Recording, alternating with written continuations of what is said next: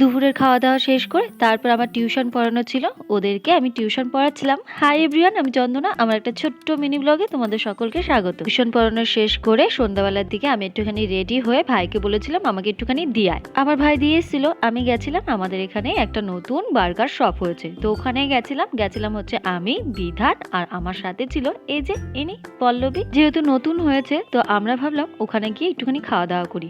দোকানটা ছোটোর মধ্যে বেশ সুন্দর করেছে, আমার এই ওয়াল পেন্টিংটা বেশ ভালোই লেগেছে। আমরা অর্ডার করেছিলাম দুটো পিৎজা, একটা হচ্ছে ভেজ, একটা নন ভেজ। ওখানে কফি পাওয়া যায় না, বার্গার পিৎজা এগুলোই পাওয়া যায়। এগুলো খাওয়ার পরে আমাদের ইচ্ছা হয়েছিল একটুখানি কফি খাবো, তাই পাশে একটা ক্যাফে ছিল, ওখানে গেছিলাম। আজকে টোটাল খাওয়া দাওয়ার ট্রিটটা দিয়েছিল হচ্ছে বিধানের তরফ থেকে, কারণ ওর বার্থডে গেছিল।